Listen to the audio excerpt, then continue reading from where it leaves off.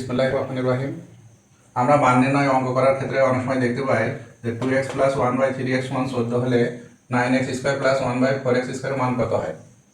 তা আমরা এই অংশ যদি খেয়াল করি তাহলে এখান থেকে আমরা দেখতে পারি যে 9x স্কোয়ার এটা আমরা লিখতে পারি 3x square plus 1/2x square সমান, এটা আমাদের a স্কোয়ার প্লাস বি স্কোয়ারের সূত্র পড়ে যায়।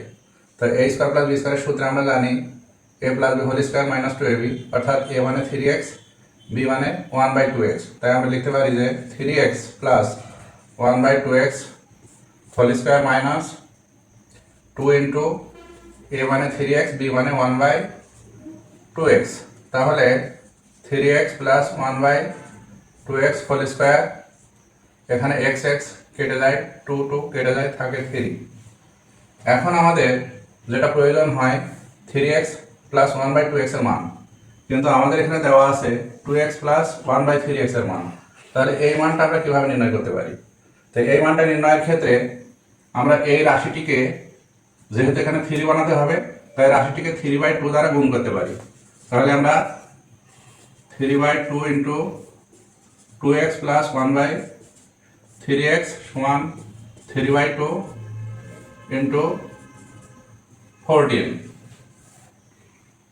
এখন এটা দিয়ে যদি এটাকে গুণ করা হয় 3/2 into 2x plus 3/2 into 1/3x, আর এখানে 2 এবং 14 কাটাকাটি হলে 7 হয়, 3 7 21, আর এখানে 2 2 কাটাকাটি থাকে 3x, 3 আর x 3x প্লাস এখানে 3 3 কাটাকাটি, তাহলে থাকে 1/2 আর x 2x।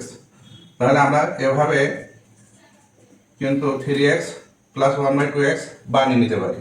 তাই এই যে এখানে আমাদের মান আসছে কত, 21। এখন এই মানটা যদি এখানে বসায় 21 স্কোয়ার মাইনাস 3, 21 এর বর্গ করলে হয় 441, এখানে মাইনাস 3, 441 থেকে 3 বাদ দিলে আমরা পাই 438।